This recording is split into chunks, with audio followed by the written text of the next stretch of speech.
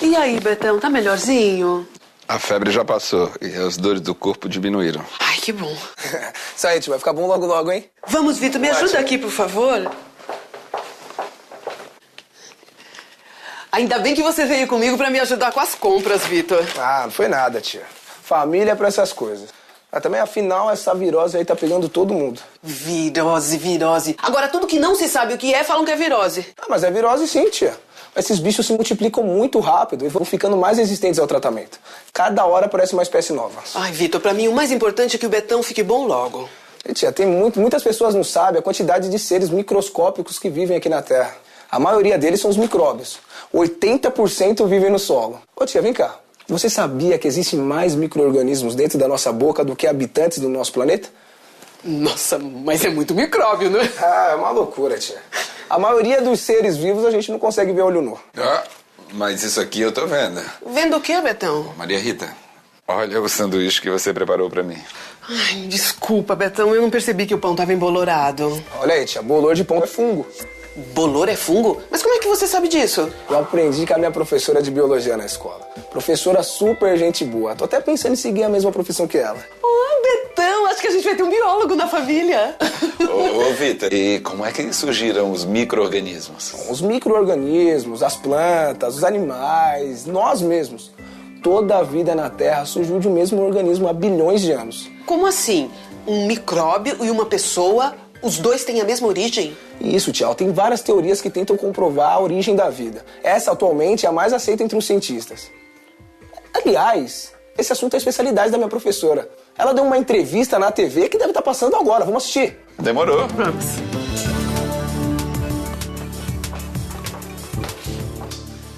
Hoje vamos falar sobre um assunto muito complexo, a origem da vida. Como surgiu o primeiro ser vivo na Terra?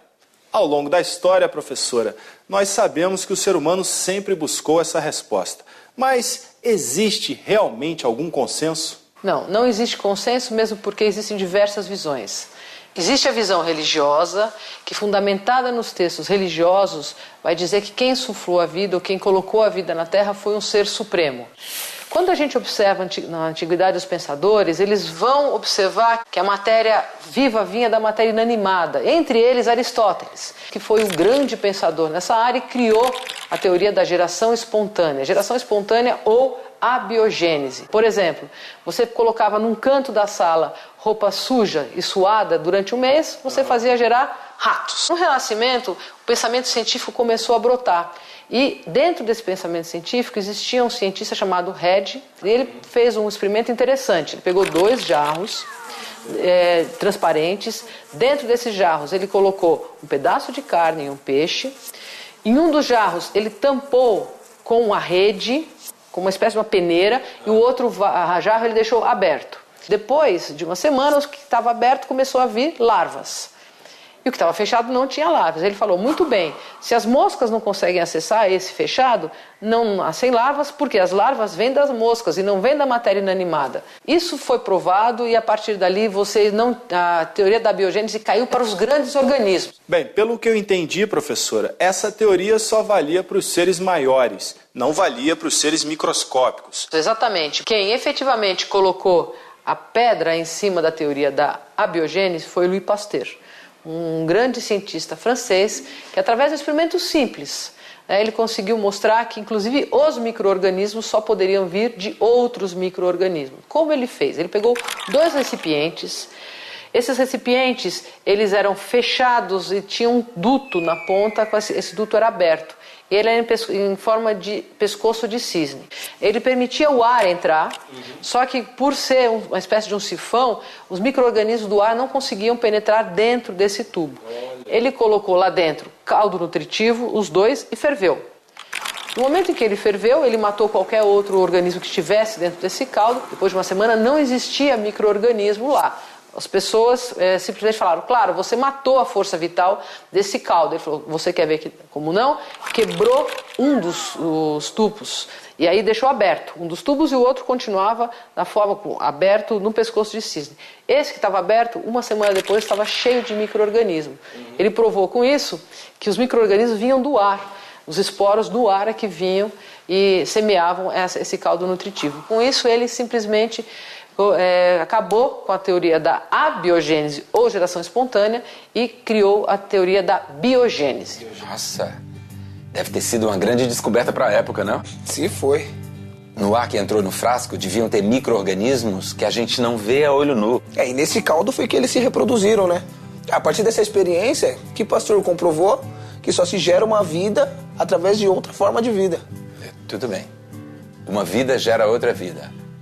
Mas e a primeira forma de vida? Como foi? Quem gerou? Vitor, o Betão tem razão. A pergunta continua sem resposta. Vamos continuar vendo a entrevista. Então essa descoberta do Pasteur ainda não explicava a origem da vida, como surgiu o primeiro ser vivo na Terra. É isso, professora? Perfeito. E vou dizer mais, até hoje não se sabe como o primeiro ser vivo surgiu na Terra. Na verdade, existem várias teorias que possam explicar essa origem da vida aqui no planeta Terra. Uma delas é da panspermia, indica que a vida veio fora do planeta Terra. E a evidência disso está nos meteoros. Hoje, quando a gente faz análise de meteoros, a gente observa moléculas simples, orgânicas, chegando no planeta. Existe uma outra teoria que fala, não, as substâncias orgânicas para formar a vida surgiram em nosso planeta, dentro dos oceanos. Como você tinha muita reação química por conta da temperatura e de muita energia, formavam-se moléculas, bastante moléculas dentro desses oceanos. E acredita-se que a partir daí tenha se criado a vida. Dois cientistas que fizeram os experimentos que melhor sucedidos foi Hurley e Miller. Eles pegaram um sistema fechado, onde eles colocaram num balão água aquecida. Desse balão eles davam choques elétricos simulando a temperatura, os raios da atmosfera e colocaram os gases que tinham na atmosfera primitiva. Ao final de alguns meses eles foram medir o que tinha dentro dessa água e observaram que tinham moléculas orgânicas simples, aminoácidos simples. Isso provou que nas condições da Terra primitiva era possível gerar matéria orgânica da matéria inorgânica, que é o primórdio para dar origem ao ser vivo.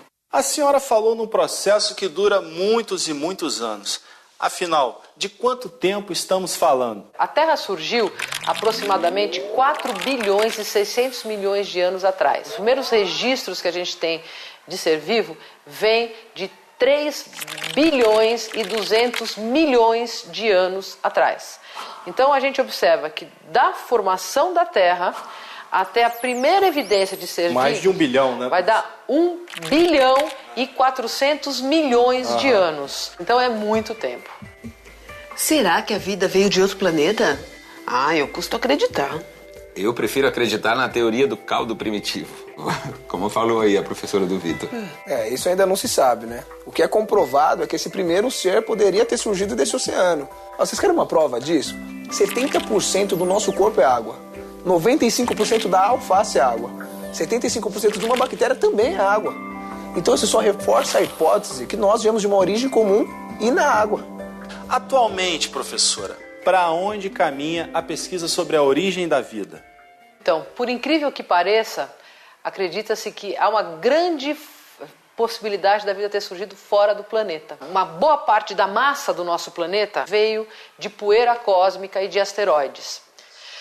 E essas poeiras cósmicas e asteroides trouxeram água e carbono. A água e carbono não é natural do planeta, veio do espaço. E a nossa vida é a base de carbono. Então acredita-se que essas moléculas primordiais tenham vindo de fora. E as condições para agregar isso possa talvez ter sido criada nos oceanos. Muito obrigado pela entrevista, professora. Estou à disposição, foi um prazer conversar com vocês. O prazer foi todo nosso. Vocês viram o que a minha professora falou?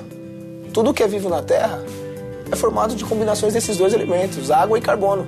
Então uma baleia, uma palmeira, uma bactéria, até mesmo um elefante. Olhando assim, eles são bem diferentes na forma, né? Mas a combinação química deles é praticamente a mesma, água e carbono. Resumindo, todos nós, seres vivos, somos parentes e temos a mesma origem. Isso, tia, essa é a teoria mais aceita entre os cientistas. Ó, mas podem ficar despreocupados que quando eu me formar, eu vou deixar vocês bem atualizados sobre as novas descobertas da ciência, tá bom? É só a petulância do sabichão. Parece até alguém que eu conheço. Imagina o nosso filhote, vai ser um gênio. Isso aí eu não sei, né? Eu sei que ele vai ter 50% das características do pai e 50% das características da mãe. Vai estar no DNA dele.